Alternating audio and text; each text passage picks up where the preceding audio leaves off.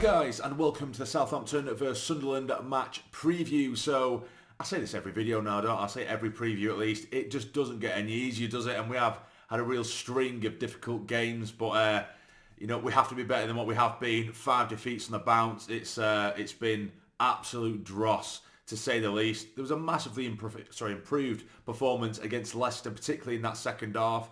Something to take away from that. You know, we really stood our ground. We limited Leicester to just, I think it was one shot on goal, and we did thoroughly dominate a half. But at the end of the day, it's about results. Like, who cares about stats?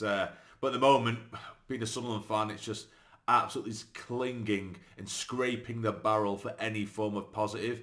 And I think it's got to the point now where a lot of people have pointed it out to me. I just seem like I'm feeling very sort of meh, which it's a really bad place to be particularly when you're a Sunderland fan, when you're generally known for how passionate you are as a fan base. And I know a lot of fans are exactly the same, but like, for a lot of you guys who know me and have watched me for a long time, I'm generally a very passionate person.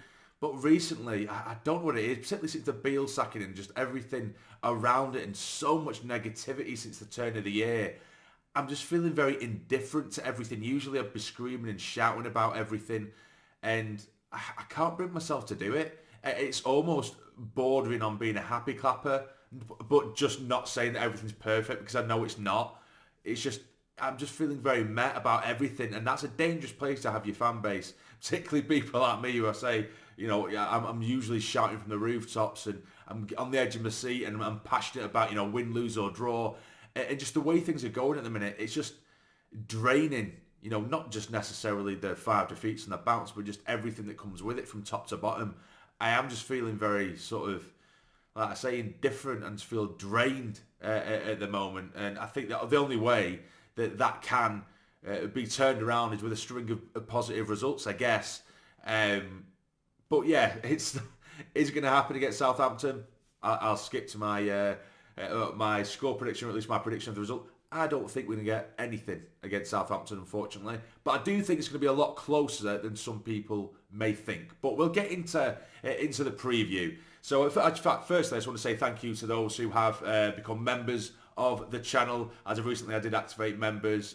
For those who do want to show support to the channel, I want to get involved in that way. And a lot of people have been asking how you do it. I did forget to mention that. On the channel, on the main channel, there is a join button next to the subscribe button.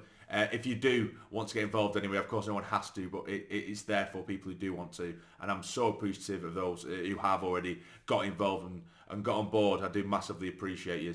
But anyway, we'll get into the preview. So Southampton at the moment, 4th in the Championship, but it is really tight. The Leeds are playing this evening as we speak. They are winning. Don't know if that's going to end up being the result, but between the sort of top 4, anyone could slip into that second spot. So Southampton are really going to get there, but you know, they had their last game postponed because there was a fire right next to the ground. They were meant to be taking on Preston, and that, of course, got called off. As I'm led to believe at the moment, the game is going on tomorrow. However, apparently there are still some parts of the fire that are getting put out. I'm not too sure what the actual logistics and the facts and things are around that, but apparently it has been said that it is being played tomorrow. But Southampton, in terms of form, very indifferent in the league. I think they got beat, was it by Millwall? They also got beat recently by, obviously, of course, they had Liverpool in the FA Cup. And they had Hull, which they got beat by again, but then they beat West Brom. Before that, they got beat by Bristol City, and before that, they beat Huddersfield. But of course, at the most recent game, it was that really dramatic, brilliant to watch for the neutral anyway, that 4-3 win against Birmingham. But yeah, the form in general has very much been indifferent. And the last couple of home games, they have picked up defeats. So maybe we can take a little bit of something from that. But, you know, Southampton have got quality just streaky through their squad. And I absolutely expect them to push for that top 2. I think the only thing with Southampton, this is the reason I don't believe we might get absolutely hammered, is because they are a technically gifted side. When we come up against sides who their main sort of threat is the physicality of the game and really getting our face and pressers, which they will do. I'm sure of it.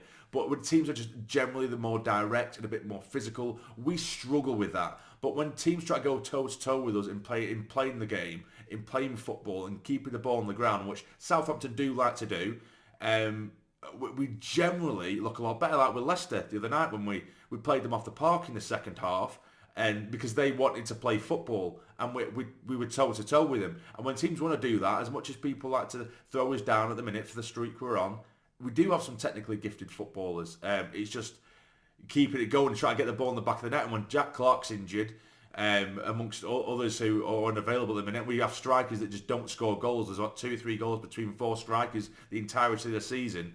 It's hard, and we're so reliant on Jack Clark that it's a nightmare to put the ball in the back of the net, and that's what wins you games, obviously. But I'll give you my preferred 11, and I really, really struggled with this. I know that Luke O'Nien is going to be suspended, although he will be travelling the squad, at least to sort of get in amongst the lads and obviously trying to keep morale and what have you. But I'm going to give you my lineup. I'll try to explain it. I've tinkered with it a little bit. There's probably different variations you could do with it, but there's also a few things that I probably would change to this. We'll see anyway. I'll show you what I mean. So basically, I've gone with this. I don't want this 3 at the back or 5 at the back system. I think we looked immediately better in that second half when we did turn to a 4 at the back against Leicester. I think I think a lot of the players are just a lot more used to it. So I would go with this. I would go with Ballard and Sealt in the middle. If I could change Patterson, I think I might.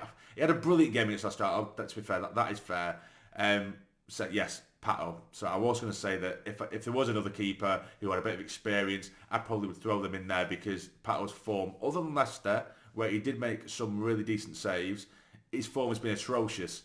But he's now picked up a little bit against Leicester. He did improve, so I will leave him there. That's all I was going to say, really. But Hume on the right, Hjelde on the left. Now, we don't have another left back. If we had another left back, I would have them there because Hjelde, he's really gone out of form. Last 2-3 games, he has been really poor and been found out a little bit. Hume isn't in the best form of his life either. And I've always said that when we do put him at left back, he does half the job he does at right back. And he said himself he's nowhere near as comfortable at left back as he is at right back. But if we were to change anything, I would put Hume at left back and I would try Pembele at right back, a more technically gifted player. That's what I mean, if that makes sense. So if we do go head-to-head with Southampton, that's what I would do. Now, in the middle, I would crowd it out with Eckworth, Dan Neil and Rigg.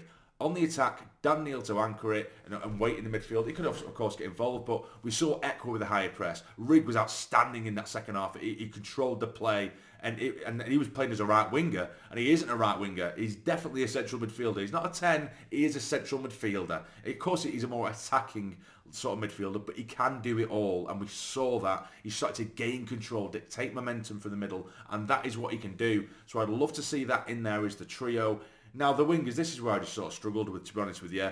Mundle, I'd like to see someone with a bit, again, technically gifted, bit of pace, try and get him in behind the left-hand side. Now, on the right, again, last time out, we had Rigg. I didn't want Rigg there. That's why I put Al-Shish. I could have put Abdullah Bar, but I feel like Al-Shish did enough in that last game to deserve a chance here because he looked really exciting against Leicester when he did come on. I know right wing isn't his position, and this is what I mean. This is where we can kind of chop and change across the top. They can move.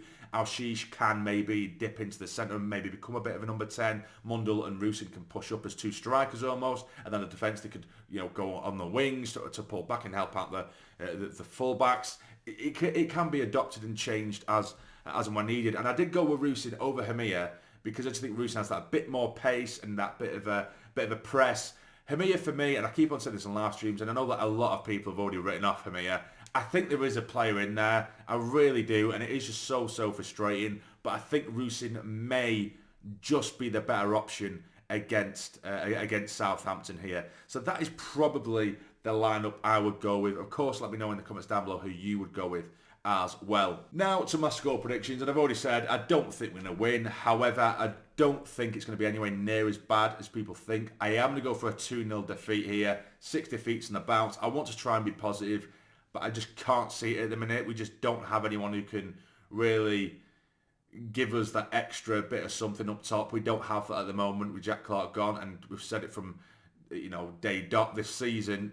We are so reliant on Jack Clark, and we've been terrified all season, and we've said, the second you take Jack Clark out of this team, we're absolutely screwed. The second Jack Clark has a bad game, the entirety of the team has a bad game. Now look what happens. Jack Clark's out the side, 5 defeats on the bounce. It isn't looking good at all. I can't see us getting anything from this game, sadly. I'd like us to at least try and just, even if we got a point, even if we just got a point, just stop the rot at least.